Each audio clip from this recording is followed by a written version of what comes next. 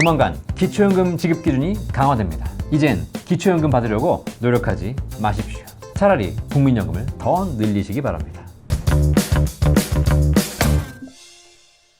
안녕하세요. 연금박사 이영주입니다. 지난 2월 25일 민주당 연금개혁특별위원회에서는 기초연금 개편 필요성에 대해서 논의했습니다. 여기서 남인순 위원장께서 이런 얘기를 하셨네요. 기초연금이 하위 70% 노인에게 지급하고 있는데 초고령화 사회로 진입해 재정부담이 빠르게 증가할 것이라며, 이러한 변화 속에서 기초연금 역할을 명확히 정립하고 국민연금과의 관계를 재설계하는 건 미룰 수 없는 과제라고 이야기했습니다. 이 위원회에 참여한 오기영 의원도 이런 얘기 하셨습니다. 고령화 저출산에 따라 65세 기준으로 하위 70%에 지급하는 기초연금을 국가가 감당할 수 있을지 의문이다 라며, 실질적으로 노후보장 효과를 누릴 수 있게 건설적인 대안을 찾아야 한다 라고 이야기했습니다. 자, 이 두 분의 말씀, 결국 기초연금 기준을 지금보다 더 강화하고 대상을 축소하겠다는 말입니다.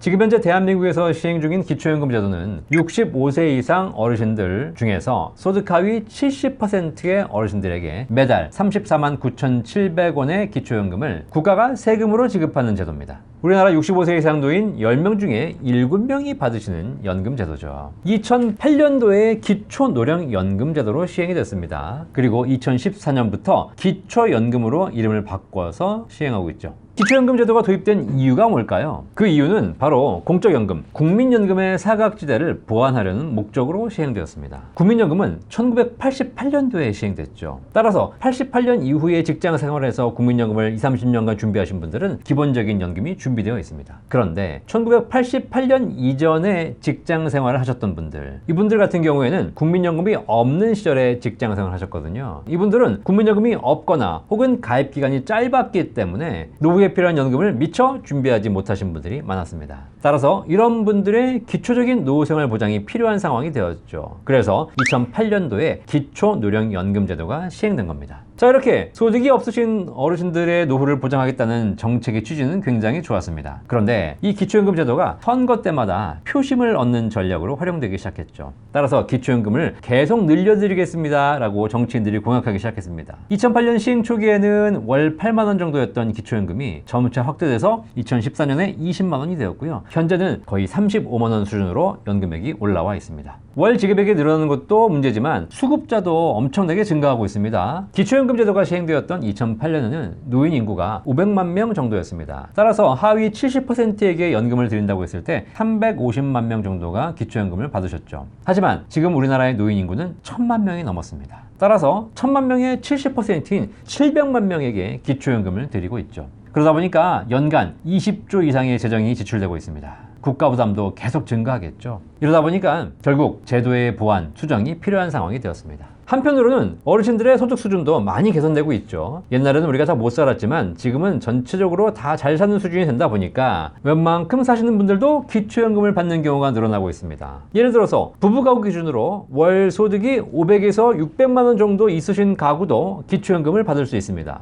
그리고 부동산 기준으로 봐도 시세 15억이 넘어가는 집에 사시는 분들도 기초연금을 받는 경우가 발생하는 것이죠. 사실 이런 분들은 노후 생활이 어려우신 분들은 아니시거든요. 그런데 이런 분들에게 까지 기초연금이 지급되다 보니까 최소한의 노후를 보장하겠다는 기초연금의 도입 취지가 사라지고 있는 것입니다. 이제 제도를 개선할 때가 되었습니다. 국민연금도 이제 시행된 지 38년 차가 되었습니다. 최근에 은퇴하시는 분들은 대부분 다 국민연금을 20년에서 최대 30년 이상 가입하신 분들입니다. 자, 이분들은 국민연금을 성실하게 납부하셨다면 대부분 월 150만 원에서 월 200만 원이 넘는 국민연금을 수령하시는 분들입니다. 자, 이렇게 국민연금 제도가 자리 잡고 있기 때문에 이제는 국민연금이 부족해서 국민연금을 보완하겠다는 기초연금의 역할이 축소되고 있는 것이죠. 결국 이런 상황에서 기초연금 제도의 수정이 필요하다고 제가 계속 말씀드려왔습니다. 자, 이번 연금개혁특별위원회에서 예상대로 기초연금 제도를 개선하기로 논의를 시작했죠. 그런데 토의 내용을 보니까 기준을 좀 더 강화하기로 방향을 잡은 것 같습니다. 소득 하위 70%의 어르신들에게 드리는 것이 아니라 하위 50%, 하위 40%로 강화를 하겠죠. 여유가 있으신 분들에게는 기초연금 지급을 하지 않고 오히려 정말 어려우신 노인들에게 연금액을 더 지원하는 쪽으로 기초연금이 개선될 것 같습니다. 구체적인 제도 개선은 실제 논의에 따라 달라지겠지만 결국 기초연금 제도가 현행보다 조금 더 강화 강화되겠죠. 따라서 이제 기초연금에 대한 기대는 우리가 많이 하지 않는 것이 좋을 것 같습니다. 특히 어려우신 분들이야 기초연금을 더 많이 받으시는 게 맞죠. 하지만 충분히 여유가 있음에도 불구하고 기초연금 받으려고 재산을 줄이거나 국민연금을 줄이거나 이러신 분들이 계셨는데요. 제가 이렇게 하지 말라고 말씀드렸죠. 기초연금이 강화되면 결국 여러분들이 국민연금을 줄이시려는 노력 쓸데없는 행동이 될 겁니다. 열심히 노력해서 기초연금 받으려고 국민연금 줄여놨는데 결국 기초연금도 못 받게 되는 상황이 발생하는 것입니다. 어차피 받지도 못할 기초연금 때문에 혹시나 하는 마음에 국민연금 소홀히 하신다면 이제 그만하십시오.